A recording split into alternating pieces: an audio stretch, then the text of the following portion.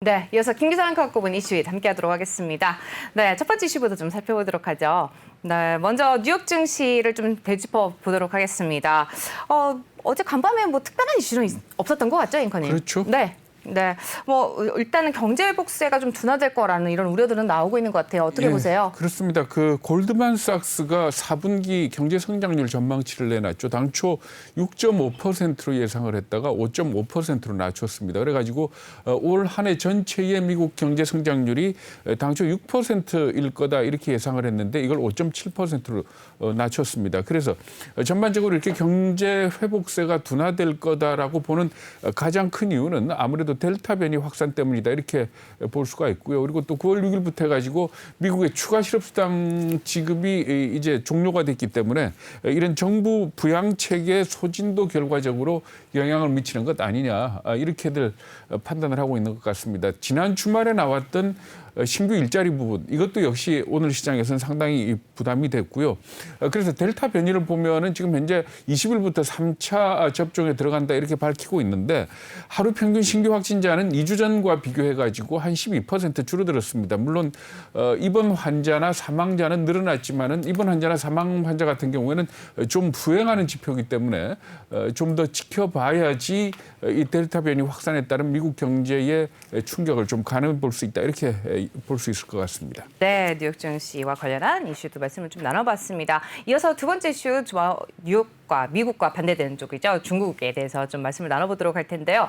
최근 들어서 원자재 가격 굉장히 많이 올랐는데 석탄 가격도 만만치 않은 것 같습니다. 석탄 가격도 굉장히 큰 폭으로 올랐다죠? 네, 그렇습니다. 다른 원자재하고 달리 석탄 같은 경우는 중국만의 특이한 상황이다 이렇게 보는 게 옳을 것 같습니다. 네. 왜냐하면은 중국의 석탄 허브라고 그러죠. 산시성의 석탄 가격을 볼 것 같으면은 한 달 만에 한 45%가 올랐습니다. 그리고 또 석탄 선적 항구인 칭다오항의 발전용 석탄 가격이 7월 말 기준으로 톤당 우리 돈으로 한 18만 원쯤 되는데 이게 네. 2011년 이후 최고가고 지난해 같은 시기하고 비교를 하면 2배 이상 오른 걸로 이렇게 집계가 되고 있는 겁니다. 네, 뭐 거의 뭐 2배라고 얘기하셨는데 한 달 사이에 45%라고 얘기하는 거 보니까 어마어마한 것 같습니다. 근데 이게 또 이제 석탄 가격이 오른 게 자기 발등을 찍은 거다 이런 얘기가 왜 나올까요? 네, 그렇습니다. 그러니까 중국이라는 나라는 발전을 할 때 석탄에 의존하는 수요가 굉장히 큽니다. 그러니까 화력 발전의 비중이 한 56%쯤 되는 나라입니다. 그런데 코로나 사태 이후에 지금 뭐 주춤거린다고는 하지만 어쨌든 간에 산업 활동이 활발하게 지금 전개가 되면서 전력 수요가 많이 늘어나고 있습니다. 네. 그런데 문제는 뭔가 하면은 중국이 호주하고 갈등을 빚으면서 작년 10월 달부터 호주산 석탄 수입을 금지시켰습니다. 그 결과 지금까지 호주에서 들어와야 될 물량이 한 3천만 톤 정도 안 들어온 걸로 이렇게 집계가 되고 있거든요. 그러니까 네. 결과적으로 이러한 그 호주로부터의 물량이 안 들어오면서 석탄 가격이 많이 올랐다 이렇게 보시면 되는 겁니다. 그렇기 때문에 이걸 두고 이제 외신들이 중국이 재발등 찍은 거 아니냐, 부메랑이다 이렇게 얘기를 하고 있습니다. 어쨌든 간에 중국 입장에서는 저탄소 정책에도 불구하고 이 석탄을 안 쓸 수가 없는 그런 입장이기 때문에 내몽골 쪽에 지금 현재 석탄 광산을 개발을 하고 있다 그럽니다. 근데 이 개발을 한다 하더라도 지금 착수해서 석탄을 캐기까지는 2, 3년이 걸리기 때문에 호주하고의 관계가 풀리지 않는다면은 중국의 석탄 문제는 좀 문제가 되지 않겠느냐, 상당히 충격이 될 것 같다 이렇게들 예상을 하고 있는 겁니다. 네, 지금 일단 두 번째 중국 얘기 석탄 관련한 이슈 함께 짚어봤습니다. 세 번째 이슈도 중국과 관련한 소식인데요. 함께 말씀 이어가 보도록 하죠. 중국 관련 아이템인데 쿠데타 뭐 다들 아시겠지만 같은 쿠데타를 두고 중국이 미얀마 쿠데타는 옹호를 하고 아프리카 기니에 대한 쿠데타에 대해서는 굉장히 강경한 태도를 보인다면서요. 네, 그렇습니다. 앞에서 우리 국정문 수석도 그 얘기를 잠깐 했었죠. 그러니까 네. 중국이 미얀마 쿠데타에 대해서는 아주 옹호하고 군부하고 관계를 맺는 그런 입장인데 비해서 기니에서 최근에 쿠데타가 일어났지 않습니까? 네. 기니 쿠데타에 대해서는 일어나지 말았어야 될 일이다라는 식으로 강경하게 대응을 하고 있다. 이렇게 보시면 될 것 같은데 아무래도 이렇게 중국이 강경하게 나오는 이유 중에 하나는 뭔가 하면은 기니라는 나라가 보크사이트의 원산지입니다. 그러니까 전 세계 생산량의 한 3분의 1 정도의 보크사이트 그러니까 알루미늄의 원료죠. 네. 이 기니에서 생산이 되는데 중국이 세계 최대 알루미늄 생산 및 소비 국가거든요. 근데 이 알루미늄의 원료가 되는 보크사이트를 기니로부터 들여오는 양이 전체 수요량의 한 절반 정도 됩니다. 그렇기 때문에 기니에 문제가 생긴다면은 아무래도 이 알루미늄 생산에 문제가 생길 것이고 그런 측면에서 본다면은 기니의 전국이 안정되는 게 좋은데 이게 결과적으로 좀 쿠데타가 일어나게 되면은 알루미늄 확보에 보크사이트 확보에 어려움이 있지 않겠느냐 이런 측면에서 쿠데타를 비난한 거 아니냐라는 그런 해석을 하고 있는 겁니다. 아, 이해가 되는 부분이네요.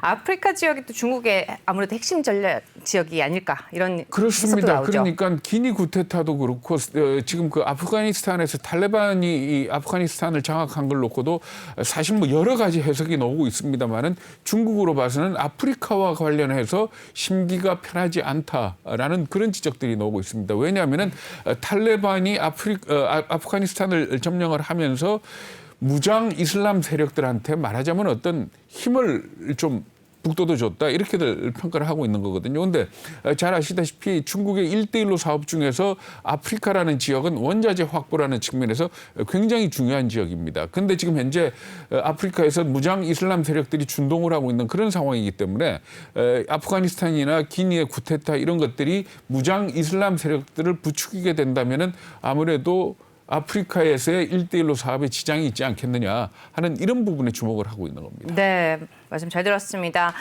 또 쿠데타와 관련한 또 중국의 입장 또 그런 관련한 소식 전해드렸고요. 마지막으로는 코로나 관련 소식입니다.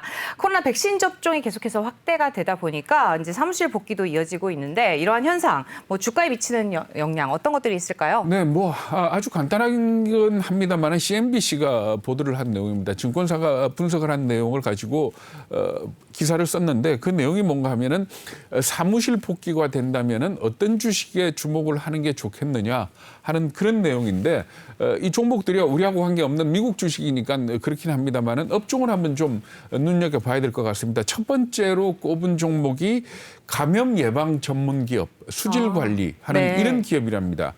미국 기업으로는 에코랩을 갖다가 추천을 했는데 이 회사 같은 경우에 이 연구 개발을 통해서 수천 개의 이 특허하고 분석 기술이 있다 그러거든요. 그러니까 우리가 만약에 코로나 사태가 팬데믹이 종식이 돼서 내지는 위드 코로나 상태에서 정상적인 생활을 하게 된다면은 이런 감염 예방을 하는 기업들, 소독과 네. 관련이 돼 있겠죠. 이런 기업들에 좀 신경을 써볼 필요가 있을 것 같고 그다음에 단순히 청소나 안전 그리고 유니폼 만드는 회사 같은 경우에도 관심을 기울여라 이렇게 지적을 하고 있습니다. 그러니까 이 좀 전문성 있는 그런 업체들 같으면은 아마 앞으로 이런 부분에서 위드 코로나 시대는 상당히 좀 유용하지 않겠냐 이렇게 지적을 하고 있고요. 그리고 또 어쨌든 간에 이제는 사무실 근무를 하게 되더라도 보안 시스템이 중요하지 않습니까? 누가 들락날락했는지 뭐 이런 것들이 네. 중요하기 때문에 아마 많은 기업들이 이런 보안 시스템 쪽을 강화를 할 것이다라는 측면에서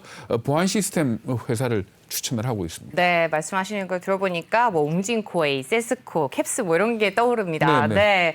뭐 국내증권사 또 위드 머리카락이 갑자기 머리 들어가서요. 국내증권사 위드 코로나 뭐 리오프닝 관련 이런 종목들 뭐 주식에 대한 분석도 내놓고 있죠? 네, 그렇습니다. 그러니까 어쨌든 위드 코로나 얘기가 나오고 뭐 언제일지 모르지만은 리오프닝과 관련해 가지고 증권사들이 리포트를 쏟아내고 있습니다. 그 내용을 볼 것 같으면은 우리가 생각하는 것에서 크게 벗어나지는 않습니다. 그러니까 여행이라든지 뭐 영화라든지 이런 부분들 그동안 못 즐겼던 그런 부분들에 대해서 다시 한번 수요가 일어나지 않겠느냐 이렇게 예상을 하고 있는데 네. 그 중에서 특히 좀 관심이 가져볼 만한 건 어떤 건가 하면은 이게 우리나라뿐만이 아니고 전 세계적으로 위드 코리아 내지는 팬데믹 상황이 종료가 된다면은 아마 대규모 콘서트가 가능하지 않겠느냐. 이 부분은 저도 그렇죠. 상당히 동의를 하거든요. 맞습니다. 그래서 네. 이 콘서트가 재개가 됐을 때 수혜를 입을 만한 종목. 그러면서 YG 엔터테인먼트나 네. 하이브 같은 경우를 갖다 지적을 하고 있더라고요. 이 부분에 대해서는 주가 흐름을 보고 한번 짚어보는 것도 괜찮을 것 같고요. 그리고 또 운송업종 중에서는 지금 해상운송 같은 경우에는 상승 모멘텀이 소진하고 있는데 팬데믹 종료 내지는 위드 코리아 사태로 가면 항공주 비중을 좀 늘리는 게 좋을 거다라는 그런 지적도 있습니다. 그리고 또 백화점이나 이런 경우에는 4차 대유행으로 지금 또다시 비상등이 좀 켜졌지 않습니까? 네. 그런데 지금 우리나라로 따진다면은 접종률이 한 70% 넘어가고 이렇게 또 10월 말쯤 해가지고 기대하는 대로 위드 코로나로 가게 된다면은 다시 한번 상승할 수 있는 여력이 있기 때문에 백화점주 주식에서 좀 떨어진 것도 볼 필요가 있고요. 그리고 또 재난지원금 관련해서는 편의점 주식을 눈여겨봐라 이렇게 지적을 하고 있습니다. 아무래도 네. 재난지원금을 쓸 수 있는 데가 뭐 여러 군데 있습니다만은 편의점이 그래도 집중적으로 여러 가지 살 수 있는 그런 곳 아닙니까? 그래서 그렇습니다. 아마 이런 데를 네. 추천을 하고 있는 것 같습니다.